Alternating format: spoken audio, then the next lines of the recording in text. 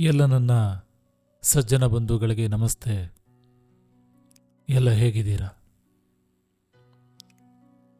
ಪ್ರತಿ ಬಾರಿಯೂ ವಿಡಿಯೋ ಮಾಡಿದಾಗಲೂ ನಿಮ್ಮೆಲ್ಲರ ಜೊತೆ ಮಾತಾಡುವಾಗ ಮನಸ್ಸಿಗೆ ಏನೋ ಒಂದು ರೀತಿಯ ಆನಂದ.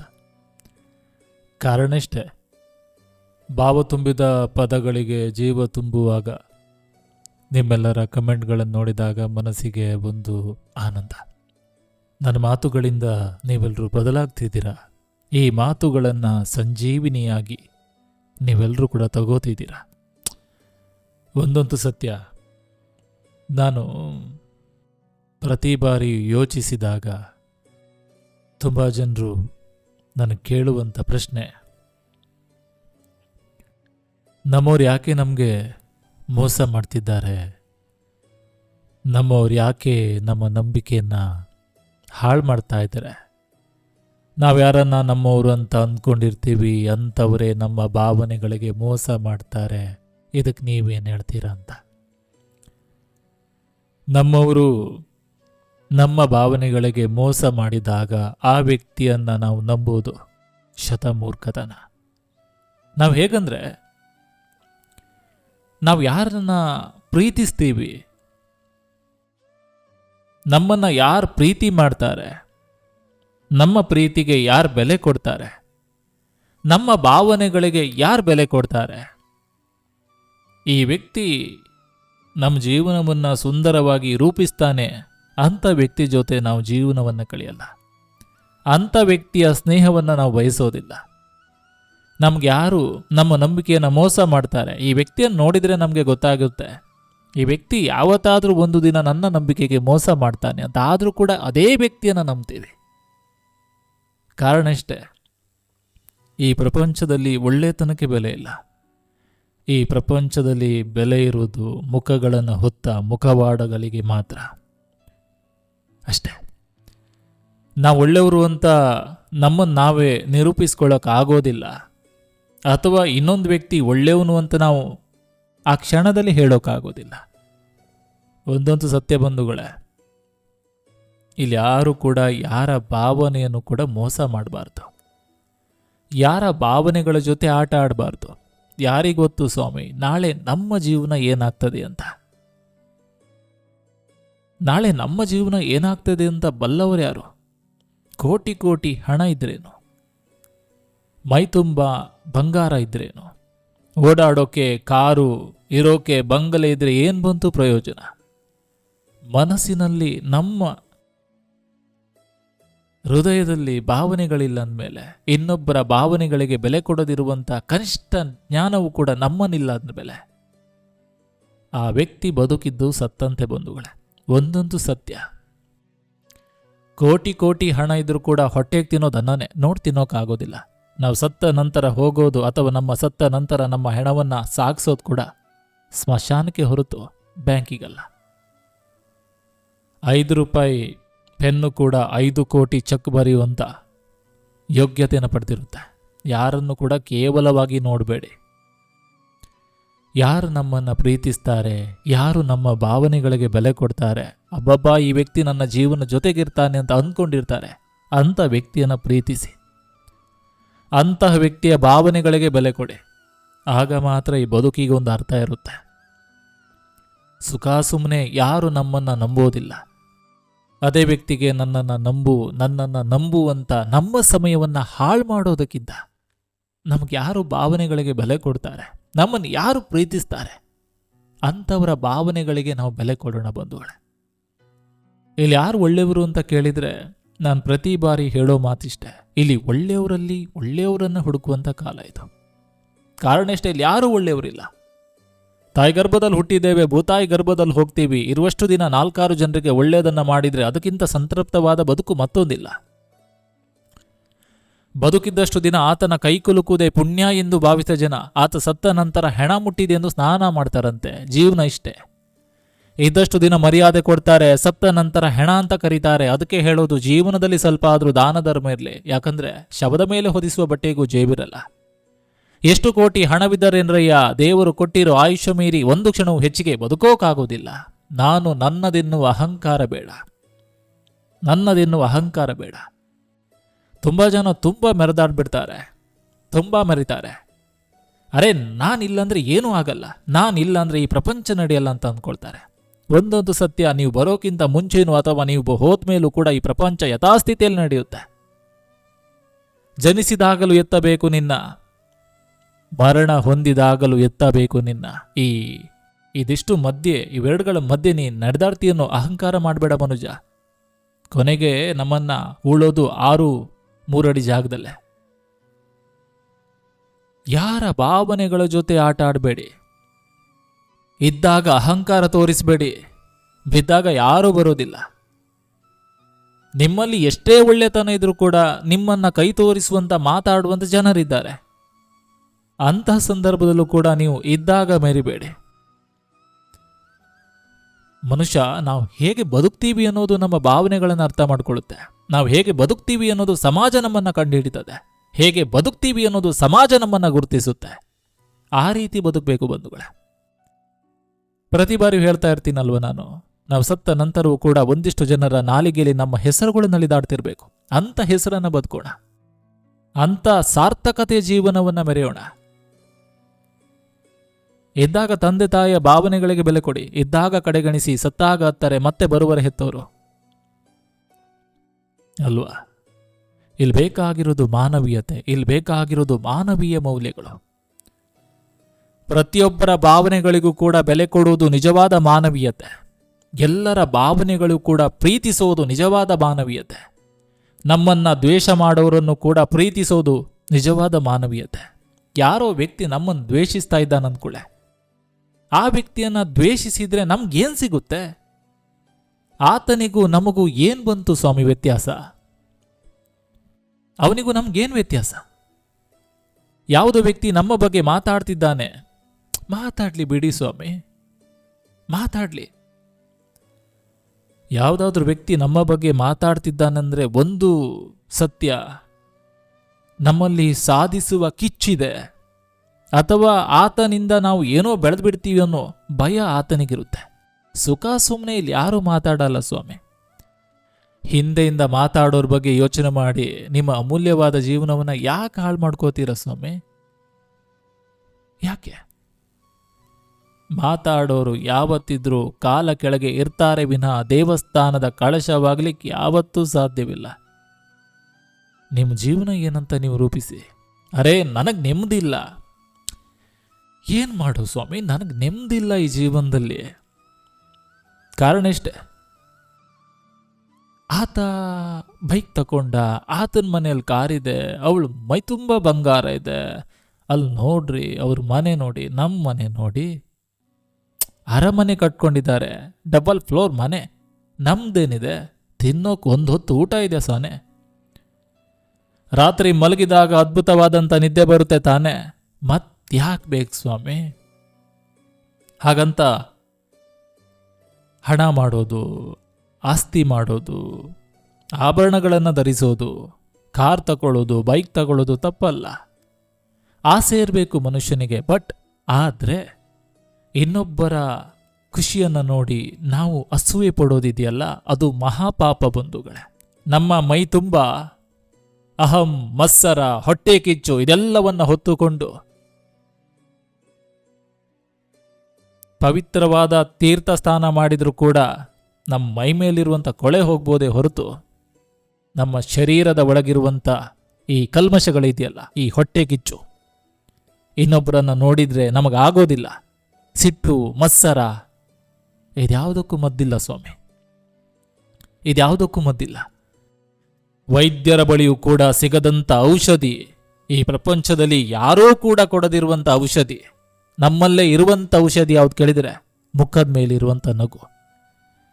ಈ ನಗು ಇರ್ತದಲ್ಲ, ಈ ನಗು ಇದ್ರೆ ಇನ್ನೊಬ್ಬರ ಖುಷಿಯನ್ನ ನೋಡಿ ಯಾರು ಸಂತೋಷ ಪಡ್ತಾರೆ, ಆ ವ್ಯಕ್ತಿಯನ್ನ ಈ ಪ್ರಪಂಚದಲ್ಲಿ ಯಾರೂ ಕೂಡ ಅಲ್ಲಗಳಿಗಾಗೋದಿಲ್ಲ. ಆ ವ್ಯಕ್ತಿಗೆ ಸರಿಸಮನಾದವನು ಯಾರಿಲ್ಲ. ಅದಕ್ಕೆ ಹೇಳೋದು, ಮುಖದ ಮೇಲೆ ಒಂದು ನಗು ಇರಲಿ.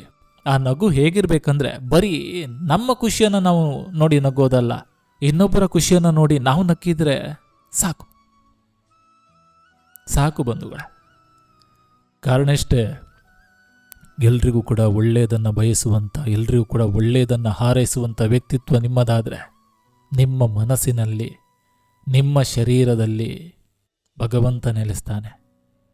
ಯಾರ ಮನಸ್ಸಿನಲ್ಲಿ ಕಲ್ಮಶ ಇರ್ತದೆ, ಯಾರ ಮನಸ್ಸಿನಲ್ಲಿ ಸದಾ ಮತ್ಸರ ಇರ್ತದೆ, ಇನ್ನೊಬ್ಬರ ನೋಡಿದರೆ ಹೊಟ್ಟೆ ಕಿಚ್ಚು ತಾಸಾರ ಇರ್ತದೆ, ಅಂಥವರ ಮನಸ್ಸಿನಲ್ಲಿ, ಅಂಥವರ ಶರೀರದಲ್ಲಿ ಭಗವಂತ ನಿಜವಾಗಿಯೂ ವಾಸಿಸೋದಿಲ್ಲ. ಅರೆ ಯಾಕೆ ಹೇಳಿ, ನಮ್ಮ ಮೈ ತುಂಬ ಮತ್ಸರಗಳನ್ನು ಇಟ್ಕೊಂಡಿದ್ರೆ ಭಗವಂತ ಹೇಗೆ ವಾಸಿಸ್ತಾನೆ? ಇನ್ನೊಬ್ಬರ ಖುಷಿಯಲ್ಲಿ ನಮ್ಮ ಖುಷಿಯನ್ನು ನೋಡುವುದು ಒಳ್ಳೆತನ. ಇನ್ನೊಬ್ಬರ ಖುಷಿಯಲ್ಲಿ ನಮ್ಮ ಖುಷಿಯನ್ನು ನೋಡಿದರೆ ಅದಕ್ಕಿಂತ ಸಾರ್ಥಕತೆ ಬದುಕು ಮತ್ತೊಂದಿಲ್ಲ. ತುಂಬ ಜನ ಕೇಳ್ತೀರಾ, ಸಾಧನೆ ಅಂದ್ರೇನು? ಸಾಧನೆ ಅಂದ್ರೇನು? ನಿಮ್ಮ ಹೆತ್ತ ತಂದೆ ತಾಯಿಯ ಕಣ್ಣಲ್ಲಿ ನೀರು ತರಿಸದಿದ್ರೆ ಅದಕ್ಕಿಂತ ಅದ್ಭುತವಾದಂಥ ಸಾಧನೆ ಯಾವುದೂ ಇಲ್ಲ. ಸಾಧನೆ ಅಂದರೆ ಹಣ ಮಾಡೋದು, ಬಂಗಲೆಗಳನ್ನು ನಿರ್ಮಿಸುವುದು, ಅದು ಮಾತ್ರ ಸಾಧನೆ ಅಲ್ಲ ಬಂಧುಗಳೇ. ಬದುಕಿದ್ದಷ್ಟು ದಿನ ಇನ್ನೊಬ್ಬರ ನೆಮ್ಮದಿಗೆ ಒಳಿತಾದರೆ, ಯಾರ ನೆಮ್ಮದಿನೂ ಕೂಡ ಹಾಳು ಮಾಡಿಲ್ಲ ಅಂತ ಬದುಕಿದ್ರೆ, ಇನ್ನೊಬ್ಬರ ಕಣ್ಣಲ್ಲಿ ಕಣ್ಣೀರು ತರಿಸದಿದ್ರೆ ಅದಕ್ಕಿಂತ ಅದ್ಭುತವಾದಂಥ ಸಾಧನೆ ಯಾವುದೂ ಇಲ್ಲ. ಆಧ್ಯಾತ್ಮ ಅಂದರೆ ತುಂಬ ಜನ ಹೇಳ್ತಾರೆ ಆಸೆಯನ್ನು ಬಿಟ್ಟು ಬದುಕೋದಂತ. ಆಸೆಯನ್ನು ಬಿಟ್ಟು ಬದುಕೋದಾದ್ರೆ ಆಧ್ಯಾತ್ಮ ಅಲ್ಲ ನನ್ನ ಪ್ರಕಾರ. ದುರಾಸೆಯನ್ನು ಬಿಟ್ಟು ಬದುಕಿದ್ರೆ ಅದು ನಿಜವಾದಂಥ ಆಧ್ಯಾತ್ಮ. ಆಸೆ ಇಲ್ಲದಂಥ ವ್ಯಕ್ತಿ ಯಾರಿದ್ದಾರೆ? ಪ್ರತಿಯೊಬ್ಬರಿಗೂ ಕೂಡ ಆಸೆ ಇದೆ. ನಾನು ಒಳ್ಳೇದಾಗಬೇಕು, ನಾನು ಮಾಡೋ ಕೆಲಸ ಸಕ್ಸಸ್ ಆಗಬೇಕು, ನನಗೆ ಯಾವುದಾದ್ರೂ ಒಂದು ಒಳ್ಳೆ ಕೆಲಸ ಸಿಗಬೇಕು, ಒಂದಿಷ್ಟು ಜನ ನನ್ನ ನೋಡಿ ಖುಷಿ ಪಡಬೇಕು, ಒಳ್ಳೆ ರೀತಿ ಬದುಕ್ತಿದ್ದಾನೆ ಅನ್ಬೇಕು. ಪ್ರತಿಯೊಬ್ಬರಿಗೂ ಆಸೆ ಇರುತ್ತೆ. ಆಸೆ ಇರೋದು ತಪ್ಪಲ್ಲ, ಆದರೆ ದುರಾಸೆ ಇರಬಾರ್ದು. ನಾನಿದ್ರೇನೇ ಅಲ್ಲ, ನಾನಿಲ್ಲಂದ್ರೆ ಏನೂ ಇಲ್ಲ. ಈ ದುರಾಸೆಗಳಿದೆಯಲ್ಲ, ಈ ದುರಾಸೆಗಳು ಮನುಷ್ಯನನ್ನು ಕೆಳಮಟ್ಟಕ್ಕೆ ತಲುಪುತ್ತೆ. ನಮ್ಮ ಮೇಲಿರೋನನ್ನು ನೋಡಿ ಅರೆ ಇಷ್ಟು ಸುಂದರವಾಗಿದ್ದಾನಂತ ನಾವು ಯಾವತ್ತೂ ಕೂಡ ಯೋಚನೆ ಮಾಡಬಾರ್ದು, ದುಃಖ ಪಡಬಾರ್ದು. ನಮ್ಮ ಕೆಳಗಿರುವನನ್ನು ನೋಡಿ ಭಗವಂತ ನನ್ನನ್ನು ಇಷ್ಟು ಚೆನ್ನಾಗಾದರೂ ಇಟ್ಟಿದ್ದಾನಲ್ಲ, ಇದಕ್ಕಿಂತ ಅದ್ಭುತವಾದಂಥ ಜೀವನ ಯಾವುದಿದೆ? ನಾನು ಪ್ರತಿ ಬಾರಿ ಯೋಚನೆ ಮಾಡ್ತಾ ಇರ್ತೀನಿ. ತುಂಬ ಜನ ಆತ್ಮಹತ್ಯೆ ಮಾಡ್ಕೊಳ್ತಾರೆ. ಕಾರಣ ಇಷ್ಟೇ, ನನಗೆ ಜಿಗುಪ್ಸೆ, ಕೈಯಲ್ಲಿ ಕೆಲಸ ಇಲ್ಲ ಸರ್, ಮನೇಲಿ ಯಾರೂ ನನಗೆ ಬೆಲೆ ಕೊಡ್ತಿಲ್ಲ, ನನ್ನ ಫ್ರೆಂಡ್ಸು ನನಗೆ ಮೋಸ ಮಾಡಿದ್ರು, ನಾನು ನಂಬಿದವರು ನನ್ನ ನಂಬಿಕೆಗೆ ಮೋಸ ಮಾಡಿದ್ರು, ನಾನು ಯಾರನ್ನು ನಂಬೋದು ಅಂತ. ನಿಮ್ಮ ಮೇಲೆ ನಿಮಗೆ ನಂಬಿಕೆ ಇಲ್ಲ ಅಂದರೆ ಆ ಜೀವನ ವ್ಯರ್ಥ ಬಂಧುಗಳೇ. ಅರೆ ನಾನು ಸಾಧಿಸ್ತೀನಿ ಅಂತ ಇನ್ನೊಬ್ರು ಹೇಳೋದಲ್ಲ, ನನ್ನ ಮನಸ್ಸಿನಲ್ಲಿ ಆ ಕಿಚ್ಚು ಹುಟ್ಕೊಳ್ಬೇಕು. ಕಾರಣ ಇಷ್ಟೇ, ಜೀವನದಲ್ಲಿ ನಿಮಗೆ ದುಃಖ ಆದಾಗ ಇನ್ನೊಬ್ರಿಗೆ ಗೊತ್ತಾಗಲ್ಲ ಆ ದುಃಖ, ಅಥವಾ ನಿಮಗೆ ಖುಷಿಯಾದಾಗ ಇನ್ನೊಬ್ರಿಗೆ ಗೊತ್ತಾಗಲ್ಲ ಆ ಖುಷಿ, ಆ ದುಃಖ ಗೊತ್ತಾಗೋದು ನಿಮಗೆ ಮಾತ್ರ. ಈ ಪ್ರಪಂಚದಲ್ಲಿ ನಿಮಗಿಂತ ಶ್ರೇಷ್ಠರಾದವರು ಯಾರೂ ಇಲ್ಲ. ಈ ಪ್ರಪಂಚದಲ್ಲಿ ಯಾರಿಗ್ಯಾರೂ ಇಲ್ಲ, ನಿಮಗೆ ನೀವೇ. ಒಂದಂತೂ ಸತ್ಯ, ಮನಸ್ಸಿಗೆ ಏನೋ ದುಃಖ ಆಯಿತು ಅಂದುಕೊಳ್ಳೆ ನಾವು ಆತ್ಮಹತ್ಯೆಯನ್ನು ಮಾಡಿಕೊಂಡ್ರೆ, ಅಥವಾ ಸಣ್ಣ ಪುಟ್ಟ ವಿಚಾರಕ್ಕೂ ನಾವು ಆತ್ಮಹತ್ಯೆಯನ್ನೇ ನಾವು ಮೂಲಾಗಿ ತಗೊಂಡ್ರೆ, ಅಸ್ತ್ರಾಗಿ ತಗೊಂಡ್ರೆ, ಈ ಬದುಕಿಗೆ ಏನು ಬಂತು ಅರ್ಥ? ಅರೆ ಸ್ವಾಮಿ, ಕಷ್ಟ ನಮಗೆ ಬರದೆ ಇನ್ನೇನು ಮರಗಿಡಕ್ಕೆ ಬರುತ್ತೇನು? ಪ್ರಕೃತಿ ಬದಲಾಗಿಲ್ಲ. ತುಂಬ ಜನ ಹೇಳ್ತಾರೆ ಪ್ರಕೃತಿ ಬದಲಾಗಿದೆ. ಯಾರು ಹೇಳಿ ಸ್ವಾಮಿ?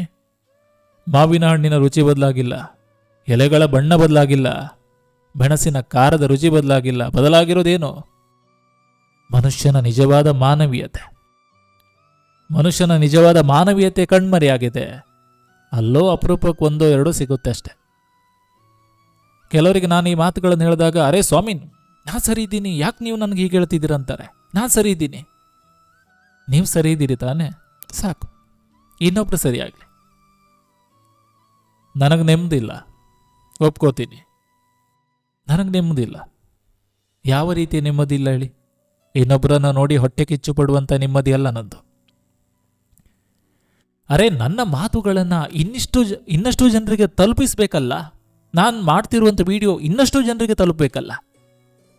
ನನ್ನ ಮಾತುಗಳಿಂದ ಒಂದಷ್ಟು ಹೃದಯಗಳು ನೆಮ್ಮದಿಯನ್ನು ಪಡ್ಕೊಳ್ಬೇಕಲ್ಲ ಅನ್ನೋ ನೆಮ್ಮದಿ ಬೇಕಿದೆ ನನಗೆ.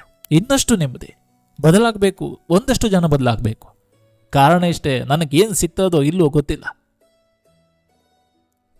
ನನ್ನ ಮಾತುಗಳಿಂದ ಒಂದಷ್ಟು ಜನ ಬದಲಾದರೆ ನನಗಷ್ಟೇ ಸಾಕು ಬಂಧುಗಳೇ, ನನಗಷ್ಟೇ ಸಾಕು.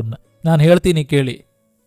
ಇಲ್ಲಿಗ ನಾನು ಬಂದು ಕೂತ್ಕೊಂಡು ಮಾತಾಡ್ತಾ ಇದ್ದೀನಿ, ನಿಮ್ಗಳ ಜೊತೆ ಮಾತಾಡಬೇಕು ಅನ್ನೋದು ನನ್ನ ತಲೆಯಲ್ಲಿ ಬಂದ್ಬಿಟ್ಟಿದೆ. ನನಗೆ ಸ್ಕ್ರಿಪ್ಟ್ ಇಲ್ಲ, ಏನೂ ಇಲ್ಲ. ಕಾರಣ ಇಷ್ಟೇ, ಭಾವ ತುಂಬಿದ ಪದಗಳಿಗೆ ಜೀವ ತುಂಬುವುದಷ್ಟೇ ಅಲ್ಲ, ಸ್ವಚ್ಛ ಮನಸ್ಸಿನಿಂದ ನಿಮ್ಮೆಲ್ಲರ ಮನಸ್ಸುಗಳನ್ನು ತಲುಪಬೇಕು ಅನ್ನೋದು ನನ್ನ ಉದ್ದೇಶ. ನಿಜ ಹೇಳ್ತೀನಿ, ನನ್ನ ಮನಸ್ಸಿನಲ್ಲಿ ಸಾವಿರಾರು ಚಿಂತೆಗಳಿರ್ಬೋದು, ನನಗೂ ದುಃಖ ಇರ್ಬೋದು. ಅದನ್ನೆಲ್ಲ ನಾನು ನಿಮ್ಗೆ ಹೇಳಿದ್ರೆ, ನನ್ನ ಮನಸ್ಸಿನಲ್ಲಿ ಸಾವಿರಾರು ಚಿಂತೆಗಳಿರ್ಬೋದು, ನನಗೂ ಕೂಡ ಕಷ್ಟಗಳಿರ್ಬೋದು.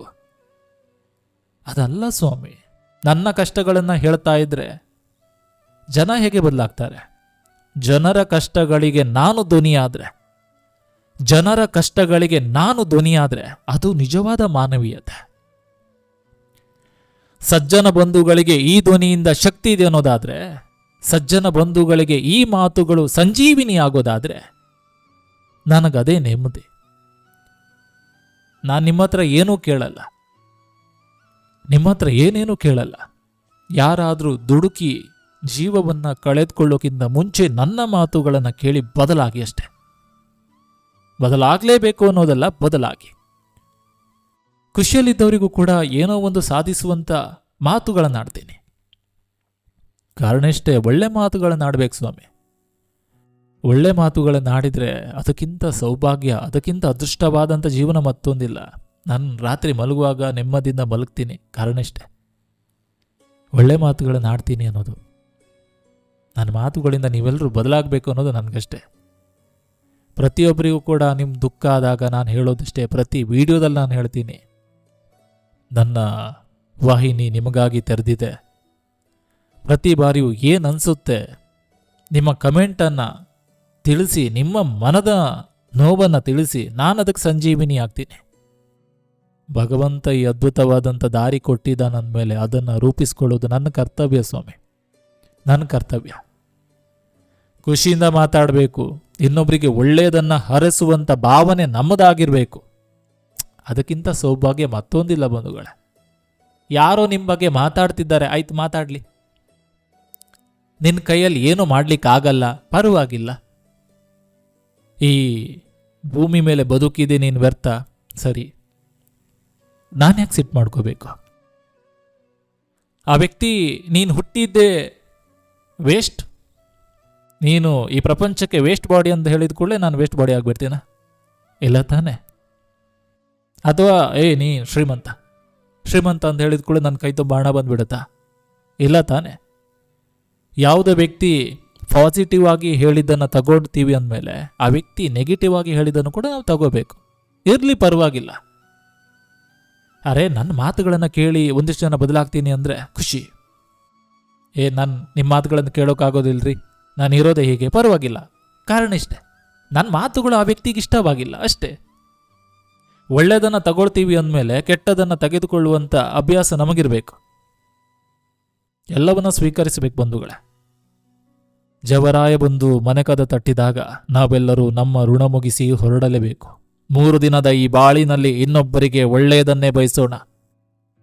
4 ಜನ ನಮ್ಮ ಶವವನ್ನು ಹೆಗಲ ಮೇಲೆರಿಸಿಕೊಂಡಾಗ ಅರೆ ಛೆ, ಎಂತಹ ಮಹಾನುಭಾವನನ್ನ ಕಳೆದುಕೊಂಡು ಅನ್ನೋ ಭಾವನೆ ಬರಬೇಕು. ಸತ್ತರೆ ಸ್ಮಶಾನ ಕೂಡ ಕಣ್ಣೀರಿಡುವಂತಿರಬೇಕು. ಮಾನವರಾಗಿ ಹುಟ್ಟಿದ್ದೇವೆ, ಮಾನವರಾಗಿ ಬದುಕೋಣ, ಮಾನವರಾಗಿ ಹೋಗೋಣ. ನನಗೆ ತುಂಬ ಜನ ಕೇಳೋದ್ರಿ, ತುಂಬ ಜನ ಕೇಳ್ತಾರೆ, ನೀವು ಯಾವಾಗಲೂ ಜೀವನದಲ್ಲಿ ಜಿಗುಪ್ಸೆ ಆದವರಿಗೆ ಮಾತಾಡ್ತೀರಾ? ಈ ಪ್ರಪಂಚದಲ್ಲಿ ಏನೂ ಇಲ್ಲ, ನಶ್ವರವಾದಂಥ ಪ್ರಪಂಚ, ಒಂದಲ್ಲ ಒಂದು ದಿನ ಈ ಭೂಮಿ ಬಿಟ್ಟು ಹೋಗಬೇಕು ಅಂತೀರಾ? ನಿಮ್ಮ ಮನೆಯಲ್ಲಿ ಏನು ಅನ್ನಲ್ವಾ? ಏನು ಅಂದ್ಕೊಳ್ಳಲ್ಲ? ಬೇಸರ ಆಗಲ್ವಾ ನಿಮ್ಮ ವಿಡಿಯೋಸ್ಗಳನ್ನು ನೋಡ್ತಿದ್ರಿ ಅಂತ ತುಂಬ ಜನ ಕೇಳ್ತಾರೆ. ಇಲ್ಲಿ ನಾನು ಮಾತಾಡಿದ್ದನ್ನು ಏನು ಸೋಷಿಯಲ್ ಮೀಡಿಯಾ, ಯೂಟ್ಯೂಬ್ ಇರ್ಬೋದು, ಎಲ್ಲ ಕಡೆ ಅಪ್ಲೋಡ್ ಮಾಡ್ತೀನಲ್ಲ, ಹೇಗೆ ಸಜ್ಜನ ಬಂಧುಗಳು ನನ್ನ ವೀಡಿಯೋಸ್ಗಳನ್ನು ನೋಡಲಿಕ್ಕೆ ಕಾಯ್ತಾ ಇರ್ತಾರಲ್ಲ, ಹಾಗೆ ಕೂಡ ನನ್ನ ಅಮ್ಮನೂ ಕೂಡ ನನ್ನ ಮಾತುಗಳನ್ನು ಕೇಳಲಿಕ್ಕೆ ಕಾಯ್ತಾ ಇರ್ತಾರೆ. ಕಾರಣ ಇಷ್ಟೇ, ನನ್ನ ತಾಯಿಗೆ ನನ್ನ ಮಗನಾಗಿರ್ಬೋದು, ನನ್ನ ಮಾತುಗಳಿಂದ ಅವರಿಗೂ ಸ್ಫೂರ್ತಿ ಇದೆ ಅಷ್ಟೇ ಬಂಧುಗಳೇ.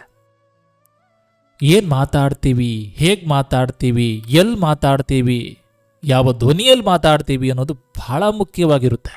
ಎಲ್ಲಕ್ಕಿಂತ ಹೆಚ್ಚಾಗಿ ಯಾವ ಮಾತುಗಳಿಗೆ ಎಷ್ಟು ತೂಕ ಇದೆ ಅನ್ನೋದು ಅದಕ್ಕಿಂತ ದೊಡ್ಡದಾಗಿರುತ್ತೆ. ನನಗೆ ಬೇಸರ ಇಲ್ಲ, ನಾನು ಇರೋದನ್ನೇ ಹೇಳ್ತೀನಿ. ಹಾಗಾದರೆ ಇಲ್ಲಿ ಯಾರು ಸ್ವಾಮಿ ಶಾಶ್ವತವಾಗಿರ್ತಾರೆ? ಸಾವಿಲ್ಲದ ಮನೆಯಲ್ಲಿ ಸಾಸಿವೆ ತಾಯಿಂದಾಗ ಸಾಲು ಸಾಲು ಜನರು ಸಾಲಾಗಿ ನಿಂತರಂತೆ. ಆದರೆ ಯಾರಿಗೂ ಕೂಡ ಗೊತ್ತಿರಲಿಲ್ಲ ತಮಗೂ ಒಂದು ದಿನ ಸಾವಿದೆ ಅಂತ, ತಮಗೂ ಒಂದು ದಿನ ಸಾವಿದೆ ಅಂತ. ಇದನ್ನು ಯಾರು ಅರಿತಾರೆ ಅವರು ಈ ಪ್ರಪಂಚವನ್ನೇ ಗೆಲ್ತಾರೆ, ಈ ಜಗತ್ತನ್ನೇ ಗೆಲ್ತಾರೆ ಅಷ್ಟೆ. ಯಾರು ಸ್ವಾಮಿ ಈ ಪ್ರಪಂಚದಲ್ಲಿ? ನಾವೆಲ್ಲ ಈ ಭೂಮಿಗೆ ಬಂದಿರುವಂಥ ಅತಿಥಿಗಳು. ನಾನು ತಿಳ್ಕೊಂಡಾಗೆ ಒಂದು ಕಡೆ ಹೋಗ್ತೀವಿ, ಸುತ್ತಾಡ್ತೀವಿ, ಪ್ರಪಂಚವನ್ನು ಹೇಗೆ ಸುತ್ತಾಡ್ಕೊಂಡು ಬರ್ತೀವಿ ನೋಡಿ. ನಮಗೆ ಬೇಸರ ಆದಾಗ ಟ್ರಿಪ್ಗಳನ್ನು ಮಾಡ್ತೀವಿ, ಶಾಲಾ ಶೈಕ್ಷಣಿಕ ಪ್ರವಾಸಗಳನ್ನು ಮಾಡ್ತೀವಿ ಶಾಲೆ ಜೀವನದಲ್ಲಿ. ಈಗ ಫ್ರೆಂಡ್ಸ್ ಜೊತೆ ಹೋಗ್ತೀವಿ, ಇಲ್ಲ ಫ್ಯಾಮಿಲಿ ಟ್ರಿಪ್ ಹೋಗ್ತೀವಿ, ಯಾವುದೋ ಒಂದು ಟೆಂಪಲ್ಲೋ ದೇವಸ್ಥಾನನೋ ಪ್ರಸಿದ್ಧ ಸ್ಥಳನೋ, ಹೀಗೆ ಒಂದಿಷ್ಟು ಯಾವುದ್ಯಾವುದೋ ಪ್ಲೇಸ್ ಇದೆ ಅಲ್ಲೆಲ್ಲ ಸುತ್ತಾಡ್ಕೊಂಡು ಬರ್ತೀವಿ. ಬೇರೆ ರಾಜ್ಯಗಳಿರ್ಬೋದು, ಪ್ರವಾಸ ಅಂತೀವಿ. ನಾವು ಪ್ರಯಾಣಿಕರಾಗಿ ಹೋಗ್ತೀವಿ ಅಲ್ವಾ? ಹಾಗೆ ಈ ಭೂಮಿಗೆ ನಾವು ಪ್ರವಾಸವನ್ನು ಮುಗಿಸಿ ಮತ್ತೆ ವಾಪಸ್ ನಮ್ಮ ಮನೆಗೆ ಬಂದೇ ಬರ್ತೀವಿ, ಅಥವಾ ನಮ್ಮ ಕೆಲಸಕ್ಕೋ ಎಲ್ಲಿಗೋ ತೆರಳ್ತೀವಿ, ಸೆಕೆಂಡ್ರಿ ಬಿಡಿ. ಹಾಗೆ ಈ ಭೂಮಿಗೆ ಬಂದಿರುವಂಥ ಪ್ರವಾಸಿಗರು ನಾವೆಲ್ಲ. ಒಂದಲ್ಲ ಒಂದು ದಿನ ಈ ಭೂಮಿ ಬಿಟ್ಟು ನಾವು ಹೋಗಲೇಬೇಕು. ಆಸೆ ಎಂಬ ಬಿಸಿಲು ಕುದುರೆ ಏಕೆ ಏರುವೆ, ಮರಳು ಗಾಡಿನಲ್ಲಿ ಸುಮ್ಮನೇಕೆ ಅಲೆಯುವೆ, ಅವನ ನಿಯಮ ಮೀರಿ ಇಲ್ಲಿ ಏನು ಸಾಗದು, ನಾವು ನಡೆಸಿದಂತೆ ಬಾಳಲೇನು ನಡೆಯದು, ವಿಷಾದವಾಗಲಿ ವಿನೋದವಾಗಲಿ ಅದೇನೇ ಆಗಲಿ ಅವನೇ ಕಾರಣ, ಇದೇನೇ ಆದರೂ ಕೂಡ ಅವನ ಕಾಣಿಕೆ ಅಷ್ಟೆ. ಅಷ್ಟೇ ಬಂಧುಗಳೇ, ನನಗೆ ನನ್ನ ಮಾತುಗಳಲ್ಲಿ ನನಗೇನೂ ದುಃಖ ಇಲ್ಲ. ಕಾರಣ ಇಷ್ಟೇ, ನನ್ನ ಮಾತುಗಳಿಂದ ಒಂದಿಷ್ಟು ಜನರು ಬದಲಾಗ್ತಿದ್ದಾರೆ ಅಂದರೆ ನನಗಷ್ಟೇ ಖುಷಿ. ಅಷ್ಟು ಮಾತ್ರ ಹೇಳಬಲ್ಲೆ. ಎಲ್ರಿಗೂ ಕೂಡ ಒಳ್ಳೆಯದನ್ನು ಹಾರೈಸುವಂಥ ವ್ಯಕ್ತಿತ್ವ ನಮ್ಮದಾಗಬೇಕು. ನನ್ನ ಮಾತುಗಳನ್ನು ಯಾರೆಲ್ಲ ಕೇಳ್ತಾ ಇದ್ದೀರಾ ಒಂದು ಲೈಕ್ ಮಾಡಿ. ಇವತ್ತು ವಿಡಿಯೋ ಪ್ರಾರಂಭದಲ್ಲಿ ನಾನು ಹೇಳಿಲ್ಲ, ಕಮೆಂಟ್ ಮಾಡಿ ಅಂತ ಹೇಳಿಲ್ಲ, ನಾನು ಶೇರ್ ಮಾಡಿ ಅಂತ ಹೇಳಿಲ್ಲ, ಈಗ ಹೇಳ್ತಾ ಇದ್ದೀನಿ. ಕಾರಣ ಇಷ್ಟೇ, ತುಂಬ ಜನ ಕೇಳ್ಬೋದು, ಅರೆ ವೀಡಿಯೋಸ್ಗಳು ನಾವು ನೋಡ್ಕೊಂಡು ಹೋಗ್ತೀವಿ, ಯಾಕೆ ಲೈಕ್ ಮಾಡಬೇಕು ಅಂತ. ಯಾರೆಲ್ಲ ವೀಡಿಯೋಸ್ಗಳನ್ನು ಲೈಕ್ ಮಾಡ್ತೀರಾ, ಲೈಕ್ ಮಾಡಿದಾಗ ಆ ವಿಡಿಯೋಗಳು ಒಂದಷ್ಟು ಜನರಿಗೆ ರೀಚ್ ಆಗುತ್ತೆ. ರೀಚ್ ಆದಾಗ ಇಲ್ಲಿ ಕೂತ್ಕೊಂಡು ಮಾತಾಡಿದಕ್ಕೂ ಏನೋ ಒಂದು ಆತ್ಮತೃಪ್ತಿ ಇರುತ್ತೆ, ಸಂತೃಪ್ತಿ ಇರುತ್ತೆ. ಕಾರಣ ಇಷ್ಟೇ, ಅರೇ ನೊಂದವರಿಗೆ ಈ ಮಾತುಗಳು ಸಂಜೀವಿನಿಯಾಗಿ ಮಾರ್ಪಡ್ತಿದೆಯಲ್ಲ. ನನಗೆ ಮೊನ್ನೆ ಕಮೆಂಟ್ ಬಾಕ್ಸ್ನಲ್ಲಿ ಒಬ್ಬರು ತಿಳಿಸಿದ್ರು, ತುಂಬ ದುಃಖದಲ್ಲಿದ್ದೆ ಸರ್, ನಿಮ್ಮ ಚಾನಲಲ್ಲೇ ನಾನು ನೋಡಿಲ್ಲ, ನಿಮ್ಮ ವಾಹಿನಿಯನ್ನೇ ನಾನು ನೋಡಿಲ್ಲ, ಆದರೆ ನಿಮ್ಮದೂ ಒಂದು ವಾಹಿನಿ ಇದೆ ಅಂತ ವಿಡಿಯೋ ಬಂದಾಗಲೇ ಗೊತ್ತಾಯಿತು ನನಗೆ, ಸಬ್ಸ್ಕ್ರೈಬ್ ಆದೆ ಸರ್. ನನ್ನ ಮನಸ್ಸಿಗೆ ನೆಮ್ಮದಿ ಸಿಕ್ತು ನಿಮ್ಮ ಮಾತುಗಳಿಂದ. ನೀವು ದೇವರು ಸರ್, ಹಾಗೆ ಹೀಗೆ ಅಂತಿದ್ರು. ನಾನು ದೇವರಲ್ಲ, ನಾನು ಇರೋದೇ ಹೀಗೆ. ಒಂದೊಂದು ಸತ್ಯ, 4 ಮಾತುಗಳನ್ನು ಆಡ್ತಿದ್ದೀನಿ ಅಂದ್ರೂ ಕೂಡ ನಾನು ದೇವರಾಗಲ್ಲ, ಅಥವಾ ನಾನು ಎಲ್ಲ ತಿಳಿದಂಥ ಜ್ಞಾನಿಯೂ ಅಲ್ಲ. ನನಗೇನು ಗೊತ್ತಿದೆ ಆ ಮಾತುಗಳನ್ನಷ್ಟೇ ಆಡೋದು. ನಿಮ್ಮ ಮನಸ್ಸಿಗೆ ಎಷ್ಟು ದುಃಖವಾಗುತ್ತೆ ಅಷ್ಟು ನಿಮ್ಮ ಮನಸ್ಸಿಗೆ ಸಂಜೀವಿನಿ ಆಗುವಂಥ ಮಾತುಗಳನ್ನು ನಾನು ಆಡ್ತೀನಿ, ಅಷ್ಟು ಮಾತ್ರ ಹೇಳಬಲ್ಲ ಅಷ್ಟೆ. ನನಗೆ ವ್ಯಕ್ತಿ ಪೂಜೆ, ನೀವು ದೇವರು, ಎಷ್ಟು ವರ್ಷದಿಂದ ಸ್ಫೂರ್ತಿದಾಯಕ ಮಾತುಗಳನ್ನು ಆಡಿಕೊಂಡು ಬಂದಿದ್ದೀನಿ. ಮುಂದೆಯೂ ಕೂಡ ಹೀಗೆ ಇರ್ತಾನೆ ನಿಮ್ಮ ಹುಡುಗ. ನೀವು ಕಮೆಂಟ್ ಬಾಕ್ಸ್ನಲ್ಲಿ ಮಗ ಅಂತೀರಾ, ತಮ್ಮ ಅಂತೀರಾ, ಅಣ್ಣ ಅಂತೀರಾ, ಸರ್ ಅಂತೀರಾ, ಅಷ್ಟೇ. ಅಷ್ಟಕ್ಕೆ ಮಾತ್ರ ನಾನು ಸೀಮಿತ. ನಿಮ್ಮ ತಂದೆ ತಾಯಿಗಳು ನಿಜವಾದ ದೇವರು, ಆ ಭಗವಂತನನ್ನು ಹೊರತುಪಡಿಸಿ ಅಷ್ಟು ಮಾತ್ರ ಹೇಳಬಲ್ಲೆ. ನಾವೆಲ್ಲ ನಿಮ್ಮ ಮನದ ನೋವಿಗೆ ಒಂದಿಷ್ಟು ಸ್ಫೂರ್ತಿದಾಯಕ ಮಾತುಗಳನ್ನು ಆಡೋರು ಅಷ್ಟೇ. ಭಗವಂತ ಎಲ್ಲರೂ ಕೂಡ ಒಳ್ಳೇದು ಮಾಡಲಿ. ಏನನ್ಸಿತ್ತು ಕಮೆಂಟ್ ಬಾಕ್ಸ್ನಲ್ಲಿ ತಿಳಿಸಿ. ಮಾತಾಡೋರ ಬಗ್ಗೆ ತಲೆ ಕೆಡಿಸ್ಕೊಳ್ಬೇಡಿ, ನಾನು ಪದೇ ಪದೇ ಹೇಳೋದಷ್ಟೇ, ಪದೇ ಪದೇ ಹೇಳೋದಷ್ಟೇ. ಈಗ ನನಗೆ ಒಂದಿಷ್ಟು ಜನ ನನ್ನ ವೀಡಿಯೋಸ್ಗಳಿಗೆ ಡಿಸ್ಲೈಕ್ ಕೊಟ್ಟರು ಅಂತ ತಿಳ್ಕೊಳ್ಳಿ, ಏನಾಗುತ್ತೆ ಕೊಡಲಿ. ಟೈಮ್ ಕೊಟ್ಕೊಂಡು ವೀಡಿಯೋ ಆದರೂ ನೋಡಿದ್ರಲ್ಲ, ಅಷ್ಟು ಸಾಕು. ಎಲ್ರಿಗೂ ಕೂಡ ಒಳ್ಳೆಯದಾಗಲಿ, ಮುಖದ ಮೇಲೆ ನಗು ಇರಲಿ. ಇನ್ನೊಬ್ಬರ ಖುಷಿಯಲ್ಲಿ ನಿಮ್ಮ ಖುಷಿಯನ್ನು ನೋಡುವಂಥ ಮನಸ್ಸು ಭಗವಂತ ಎಲ್ಲರಿಗೂ ಕೊಡಲಿ ಅಂತ ಹೇಳ್ತಾ, ಯಾರ ಬಗ್ಗೆಯೂ ಕೂಡ ಕೆಟ್ಟದಾಗಿ ಮಾತಾಡಬೇಡಿ, ಒಳ್ಳೆಯದನ್ನು ಹರಿಸಿ. ಎಲ್ರಿಗೂ ಕೂಡ ಒಳ್ಳೆಯದಾಗಲಿ ಅಷ್ಟೇ. ಸೊ ಮತ್ತೆ ಸಿಗ್ತೀನಿ. ಲೈಕ್ ಮಾಡಿ, ಕಮೆಂಟ್ ಮಾಡಿ, ಶೇರ್ ಮಾಡಿ, ಸಾಧ್ಯವಾದರೆ ಈ ವಿಡಿಯೋಗೊಂದು ಹೈಪ್ ಮಾಡಿ, ವಾಟ್ಸಪ್ ಸ್ಟೇಟಸ್ ಇಡಿ ಅಂತ ಹೇಳ್ತಾ ಎಲ್ರಿಗೂ ನಮಸ್ಕಾರ. ನಾನು ನಿಮ್ಮ ಎ ಕೆ ಶೆಟ್ಟಿ ನಡೂರು. ಇಂದಿನ ಈ ಸ್ಫೂರ್ತಿದಾಯಕ ಮಾತುಗಳು ನಿಮಗೆ ಇಷ್ಟ ಆಯಿತು ಅಂತ ತಿಳ್ಕೊಳ್ತಾ ಮತ್ತೆ ಸಿಗ್ತೇನೆ. ಸಿಕ್ಕಾಪಟ್ಟೆ ಮಳೆ ಬರ್ತಾ ಇದೆ. ಚಿಕ್ಕ ಮಕ್ಕಳು ಜಾಗೃತಿಯಾಗಿರಿ ಅಂತ ಹೇಳ್ತಾ ಒಳ್ಳೆಯದಾಗಲಿ. ಧನ್ಯವಾದಗಳು.